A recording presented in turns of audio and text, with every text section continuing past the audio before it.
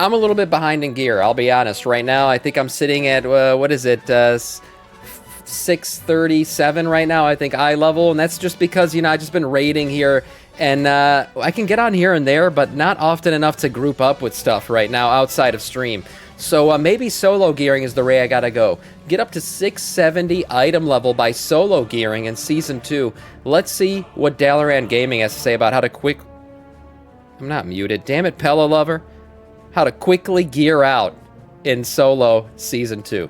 Hello guys, how's it going? My name is Dal. Week 2 of Season 2 content is wrapping up in a handful of days, and this has been a very pivotal week for so many players out there looking to gear out domain with some of the best gear imaginable. And it's only going to get better from there. Between all of the new gear that you can get from your weekly vaults, but also all of the gear that you can grind while grouping up for some more raids and more dungeons. However, not everybody has access to group play, as some players are either forced to or choose to play solo. Whether you're trying to avoid others and would rather make progression all on your own, not relying on everybody else, or maybe a hectic life schedule keeps you from being able to commit to a raiding group, forcing you to pug all of your... We all know WoW players are a degenerate player base, but they're also an aging player base, right? And the story of Greg from Accounting. Everybody knows Greg from Accounting at this point.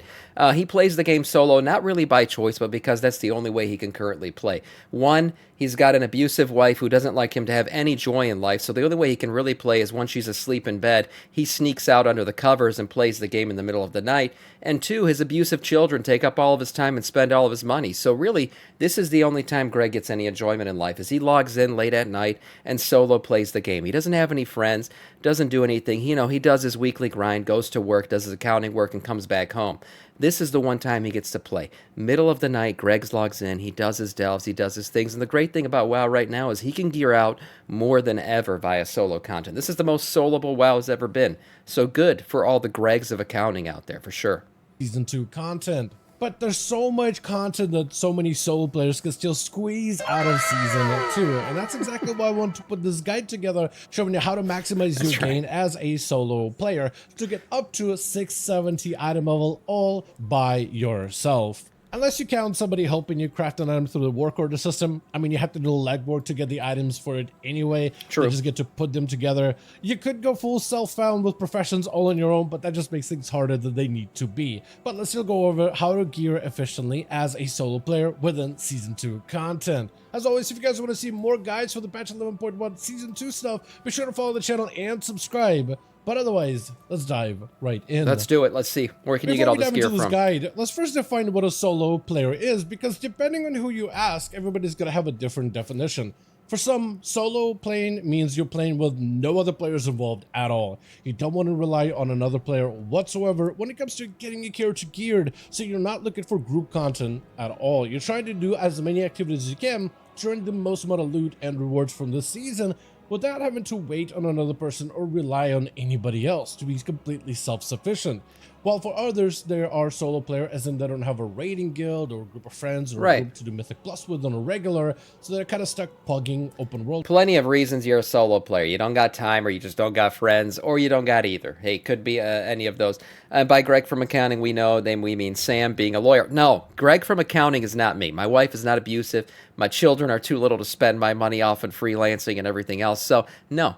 I just know Greg from Accounting personally. You know, he's a good guy, but he lives a hard life, and WoW is his one true joy that he still has. Content and that's why I tell you his stories. Raids, but you're willing to pug that stuff, and you're willing to rely on others. You just don't have a consistent group that you could just jump into immediately. This video will primarily focus on pure solo, not reliant on other people type of content, but I will mention a couple of puggable things here and there as well to add some supplementary activities that you could dive into while mingling with others at a limited capacity. Bare minimum, you should at least do the world objectives and world quests available from Kaz Algar. Yeah. Whether it is the Archivist, whether it is the world quest objectives with Lothar, or if you're doing maybe the Delve Weekly. And there's also a variety of different events out in the open world, which you should do at least a little bit of. Every single one of these boxes will contain things like weekly cash with materials to upgrade gear, so Valor Stones and some of the entry-level crests, gold, which is useful for enchanting new items, but also buying materials. Right, one reason you definitely want to do this is the caches, right? Because you can get yourself those, what's it called, Delver's Dirigible, not the Delver's Dirigible, the keys, the coffer keys. You can get 2 coffer keys from the first 2 of these that you complete, and then you go into your delve and it's hyper powered. You get the extra loot at the end, so that's to be able certainly a to reason why you craft want to get gear, these which is done very, if very you're important. soloing. The first 2 of these will contain veteran track gear. The first 4 will contain restored coffer keys, which you use to get into delves. Yeah. And doing the main weekly objective within Kazagar also awards you more sparks to be able to craft more gear, which is going to be one of the avenues that we'll be utilizing in order to really maximize as much item level out of our characters. So these are definitely recommended and are a must. At the bare minimum, you should do the main Kazagar event, and then 4 other activities that reward you also more of these boxes, at the bare minimum 4. But the more of them you do, the more Valor Stones, crests, and gold you can get out of them, and it's a decent bit, and all of those resources can go into fueling that character. We have a bunch of variety of other world events that can be used to supplement all that game, from the theater within the Isle of Dorn. We have the Awakening Machine event in That's the right. Ringing Deeps.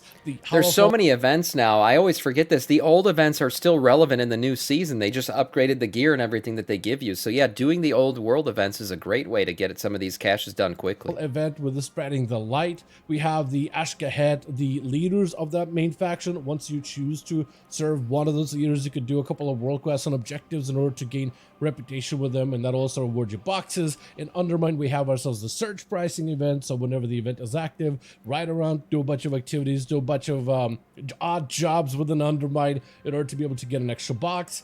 Then you also, on top of it, have special assignments, which are available in the rotate from zone to zone every few days.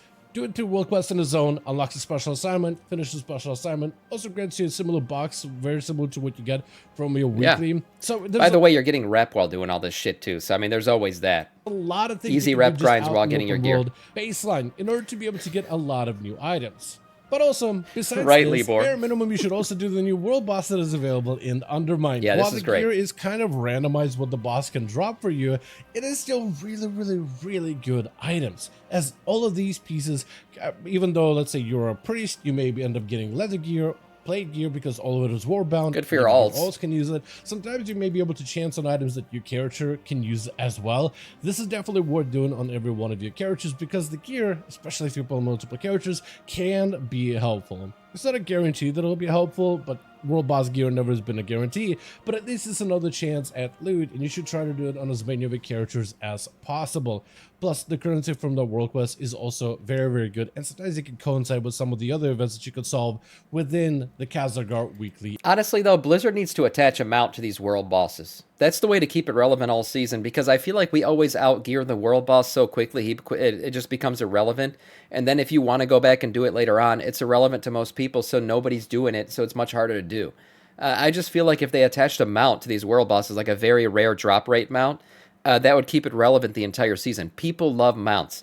They will go grind this shit out every single week on the dot. Every week that they reset, people will go kill this thing if there's a low drop rate mount attached to it. I think that's the only way Blizzard can keep this relevant all season, and they should do that. Or keep the weekly boss kill. The alpaca from BFA, yeah, exactly. So they just need to find a way to keep this more relevant, because usually you outgear this thing so quickly and everyone stops doing it. The events. Now, if you're not against pugging content, you should also do the time walking events whenever they are available. Oh yeah, those are always great. The weekly events can actually be really, really good and fairly easy to do if you're trying to get a little bit extra gear. Mr. Pandaria, time walking is active this week, and for doing 5 time walking dungeons, which you can do so easily, just queue for it as in your role. Usually you get pretty fast queues with these being fairly popular. You get a cache of Undermine treasures, which can be any item from the current raid Liberation of Undermine, with any of the bosses and any of the items that will loot you potentially being a drop from that box. Even though all of these items are champion track, the items from the raid are very, very strong, and there's some of the best trinkets and rare items you could potentially loot from this, plus a variety of weapons with additional shadow damage, which any DPS will find a gain in. Even if it's something like your rogue, you can put it in your offhand, and that can still be very, very valuable, even though lower item level, as these items generally do perform and sim really, really highly, so it's definitely worth doing them when they are available. You should also pay attention to any time walking dungeon events from the expansion of TB. Yeah, that's another thing about time walking. You can get raid gear. Look at that. Sammy got the Oh, I think of something else when I read your name there. I got Muggsy's Mace from the Time Walking chest. Yeah, see, it's a great thing to do for sure. Wrath, or a Cataclysm, as those time walking weeks come with its own raid. Inside of those raids, you can get a lot of champion track items, potentially from every one of their bosses. So if they have Wrath of Lich King time walking and you have the raid of Ulduar, every one of these bosses has a chance, there's a lot of bosses, to drop your champion track items from that instance. There's a ton of different encounters for you to collect lots of loot from, and potentially even mounts. It's another chance for collectibles, but also to gear out a character. Inside of those raids, there's also a quest to defeat the final boss of that instance, mostly for those raid time walking weeks. So Kata, Wrath, and TBC for Ragnaros, Yaxaron, and Illidan himself. For defeating the final boss, you get one of the items on any of these bosses as a random drop in hero track quality. And getting the actual time walking raids done, pugging wise, you would think that would be difficult, but there's no gear requirement for it. Everything is scaled down for your character, so you could just jump into it with any group. You don't need the highest item level imaginable. It's mostly just mechanics, but on like a handful of them, and just about any group can defeat any one of those. It's brain dead. You could literally, it's LFR. You could run through this shit easily. We always do this stuff, and it's a pretty damn easy run. If you're a pure solo player, that means you don't want to be playing with anybody else or reliant on other players whatsoever. Majority of your time will be spent within delves in order to gear out all of your characters, which is some of the best content out there for any player that just wants to dive into content and even select higher difficulty content for some very solid rewards without having to wait for others, as you are accompanied by Bran, who is actually surprisingly helpful, especially if you can set him up correctly with the right role and with the right set of curios. But first you need a bunch of keys in order to be able to get into delves. The 4 objectives that you get to do from the weeklies, from your weekly boxes, those will award you 4 keys guaranteed. The rest you have to get either from world quests in order to unlock crest or key fragments, in order to, once you have 100 of them, to combine them into a coffer key.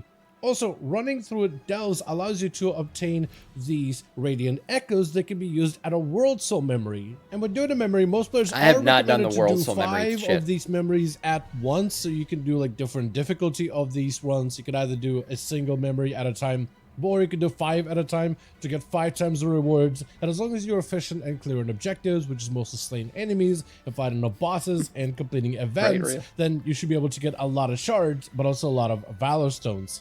But yes. Oh, I didn't know that. You can get a lot of Valor Stones from those. I have not run the memories. Like, I think I did them when they first came out, and I haven't even touched them ever since. So yeah, the memories are another good thing you can do. This will be a primary way for you to be able to get gear as a pure solo player. Tier 8 rewards award you champion track items with every single run from Bountiful Delves, and anything above that also still awards you champion track gear.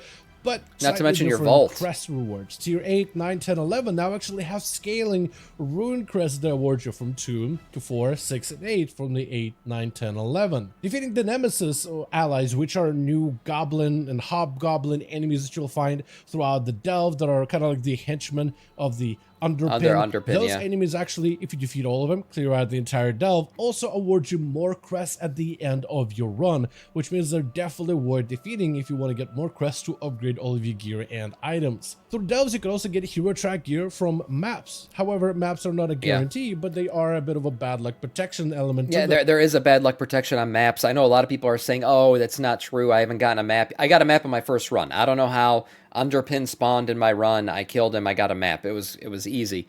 But it didn't used to be that way. In Season 1, there was no bad luck protection, so you could go the entire season technically and never get a map. With this one, you can. So you run it. Nobody knows what the limit is on the bad luck protection, how many runs are built into getting the map eventually, but it will get to a 100% drop rate. You are guaranteed to eventually get a map. There is also an item spawn to spawn Underpin. Yes, that's what happened with me. I don't know how to get it, though. There's an item that spawns him. I'm not sure. I got the spawn randomly. So I was just in there in a delve. First delve I actually did this season. Bam, Underpin showed up. I beat the fuck out of him, and then he gave me a map. You normally get the map on the last delve of the day. You normally get the map on the last delve? Okay. I guess that's how it's worked out for that person. As the more delves you run, eventually your character will stumble upon a map, which if you use the map, then defeat the final boss of a bountiful delve, you'll get an additional box with some hero track loot inside of it. So one of the ways to get a map is to just run a bunch of delves until you eventually get one, and you should run these ideally on we have Carolux to destroy. Thank you for the follow. Welcome to our Scourge. a tier 8 and above, so that the map can actually be one of the better maps with better hero track upgrades. Another way to do it, however, will be to spawn the underpin inside of the delve with a Wave Scrambler 2000. That's the thing that you're talking about. From Murgaton for 2000 undercoins, or something you can actually loot from some of the smaller treasures all throughout a delve. It's a very low drop. So it can drop, or you use 200, what does he say, 200 or 2,000 undercoins to get it. So there you go. I got him randomly. He just spawned for me. Players have reported that it actually is dropping. It's just a very lucky for you to be able to loot one immediately when you run the delve. However, if you're really looking to maximize those maps as a solo player, you should also use them within higher tier delves, as they'll award you gilded crests, which allow you to upgrade some of the best, some of the top. Yeah, by the way, the underpin, when he spawns, he's basically a mini version of his double question mark / single question mark boss fight too. So you kind of learn some of his mechanics. But when I was fighting him, he drops the little bombs that you see right here, and you just got to kick them away before they explode. Some of the stuff that you have to do in his single player boss fight. You saw a Death Knight one shot. Wow, that's pretty crazy considering item levels right now are not that high. Your gear, but also craft some of the strongest gear available in the game, as you get more gilded crests from that map from higher tier delves. So even if you do loot the map on a tier 8, it's an exploit. Okay, that makes sense. Go ahead and use the map right there. But if you could somehow successfully complete a tier 11 delve, you should save the map for those. Speaking of tier 11 delves, which is the hardest difficulty of delve, those also award you gilded crests. So a normal tier 11 delve will drop you 7 gilded crests 3 times a week. So you need to complete, ideally, 3 tier 11 delves in order to get the most amount of gilded crests from those 21 gilded crests. 21 crests maximum. And if you use a map during one of those tier 11 bountiful delves, you'll also be able to gain up to 10 additional gilded crests a week. 31. So if you're really looking to maximize your crest gains from delves, you should ideally get a map and then use the map inside of a tier 11. Yeah, I mean, gilded crests, if you don't know, because I don't know half the time, because all these fucking crest names are stupid as shit. But gilded crests are going to upgrade your gear to the maximum level on heroic and mythic level raid gear. So pumping that shit out, getting those gilded crests, that's huge for endgame item level for sure. If you're trying to remember how gilded the cresting system name works, don't try. It's stupid as shit. It's going to change. I don't know what the hell's going on where they have to. There's like a different version of crest names too for a crafting as well. There's like double gilded, dick slapping, ball junking, crest. I just don't even get it anymore. So just look at the damn crest. It's the red ones. I think those are the best ones right now. Just go with that. Yeah, weathered, carved, runed, gilded. Yeah, whatever it is. Just the tip, gilded, Johnny boy. Smack me around crest, whatever it is. Just get the good crests.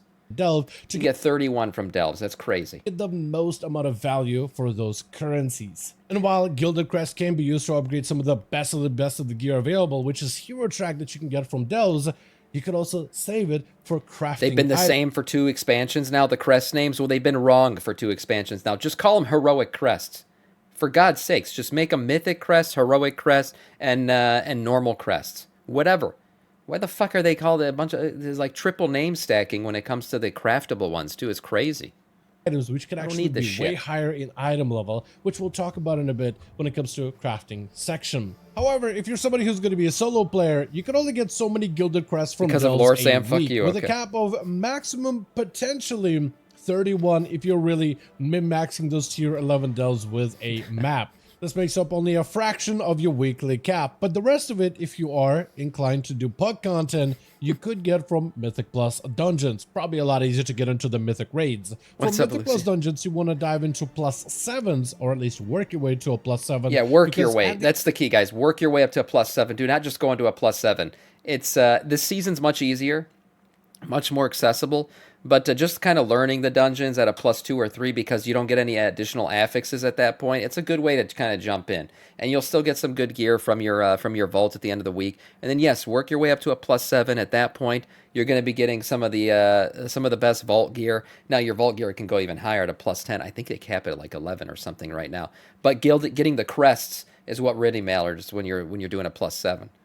the end of the run, whether you time the key or don't, you get more gilded crests from those keys. So from there, spamming +7s to cap out on your gilded crest to get even more of that currency cap is what you'll want to get the finger popping gilded supercharged crests from these for sure. +7s, maxing that out with your delves. I mean, you could really stack up gilded crests in a week and really upgrade your gear. If you're someone who is privy to playing with others. Technically, with Mythic Plus Dungeons, I if think you're that's someone their who's official really name, good at the pugging environment and you can make your way up to a +10 eventually, as you get more score, as you get more gear throughout the season, that's got to get easier. This is where you can start to get some of the Mythic gear, not from the end of the run, but rather as a weekly reward, which we'll talk about when we discuss the Great Vault system. But at the very least, it gives us a clear objective. Go for +7s to get our gilded crest capped if you are looking for that cap, and do +10s eventually for some mythic track items for some of the potentially best of the best gear of the season. Next, let's go over crafting, which is where I think if you're a pure solo player, I skip this part of the video? The most amount of consistent gear for your character.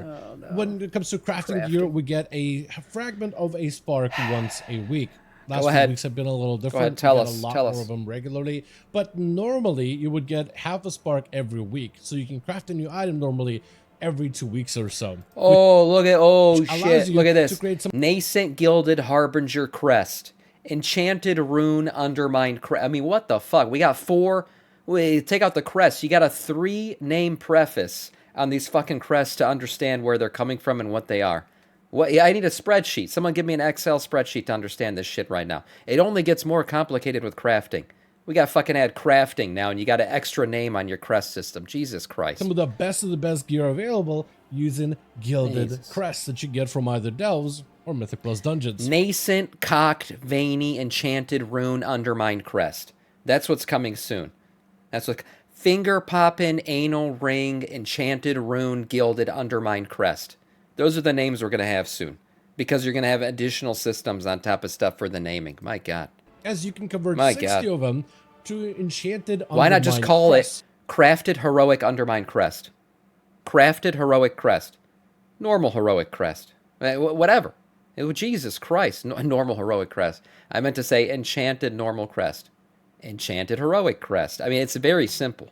The shit don't have to be this complicated.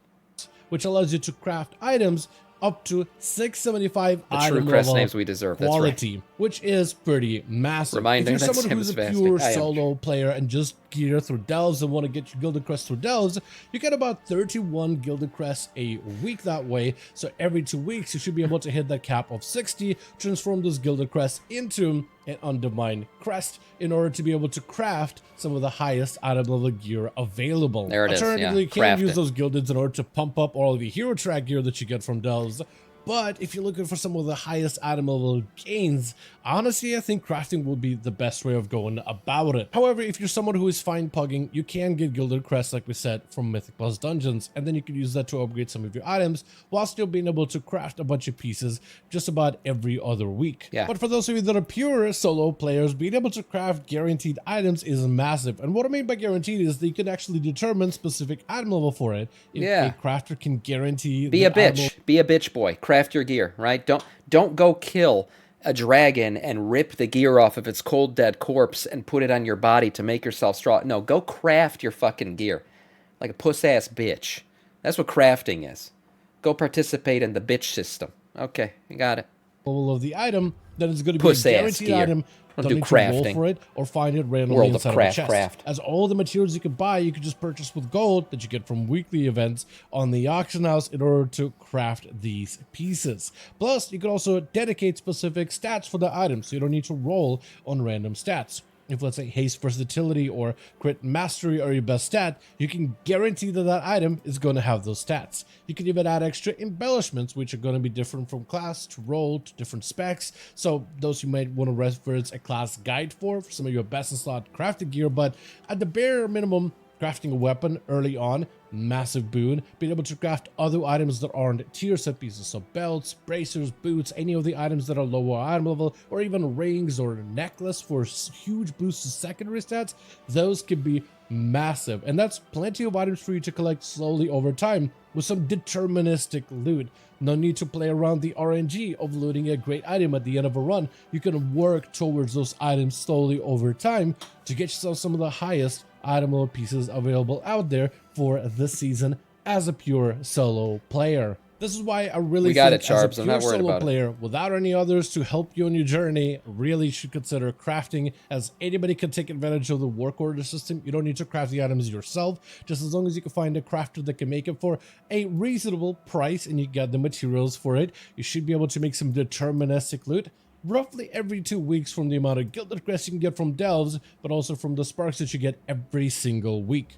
Then I want to talk about the weekly vault as well as the catalyst a little bit. Basically, with the vault, the way that it functions is thus. The more activities you do out in the open world, or the more delves you complete at a higher difficulty, the more items you can fill out with your vault. Same way for the more dungeons you run, or the more bosses slay in a raid. So ideally, you want to try to fill out this vault with as much as possible, because it gives you more choices of items that you can collect at the end of the run. But the biggest gain of why you want to fill out a great vault is because it can give you tier pieces for your character. Right. And tier items in the character are massive, as these bonuses, while they don't have too much variety with the 2 set, be it one that's for healers, for tanks, for range DPS, and melee DPS, the 4 set is impactful enough for every single... Damn, man, that HelloFresh ad running in the corner right now while I'm fasting. This was a bad idea. It was a bad idea to pick up the HelloFresh advertisement. By the way, you can use the link down below to get yourself 10 free meals. While I'm fasting, this was a bad choice.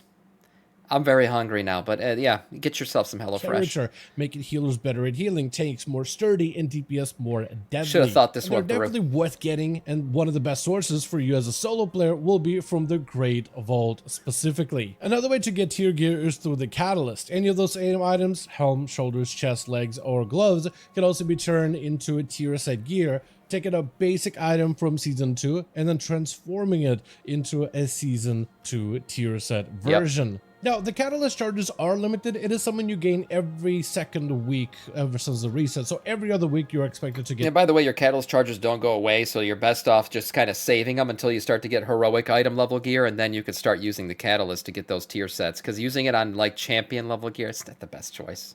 It's not. Maybe if you have, like, extra charges and you're filling out that 4 of 4 tier set bonus, then you can, but otherwise I would just save it till you get better gear.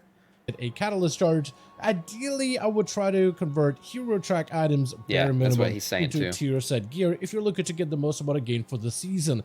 While the actual tier set bonuses, in most cases, don't scale with the item level of that item, you don't really want to convert a champion track item to then have to get a hero track version later down the line. So try to wait until you have a hero track item to turn into a catalyzed tier set, so then you could be set in stone with a very, very powerful item that you're most likely not going to be replacing for the season. But as always, though, I do want to thank all of you guys so much for watching, and I hope you guys did enjoy this solo player guide. If you did enjoy it or found it Sam pre-watches the video. I do give not. this video a like. I would very much appreciate it. Also, join our Discord community, especially if you want to keep No, up with all Libor, the this is not part of my updates fucking happening contract. for 11.1 Season 2 content, or if you got any more questions as you're trying to make your way through gear in a character, either somebody will be knowledgeable enough in order to pinpoint you to like what stats you should craft on an item, or which direction you should go in your character, or at least give you resources to keep you better informed. We try to keep the place as friendly as possible. Also, let me know all your thoughts in the comments down below, and as always, I'll see all of you guys in the next one. Yeah, good video from Dalaran here. You know, gearing out solo. The Gregs of accounting can really use this kind of content to just push to the max. Get those gilded finger popping, you know, veiny boy crests from all this content solo. Pump up the gear. Get tier set. I mean, you can literally get it all at this point soloing the game. So a nice video from Dalaran.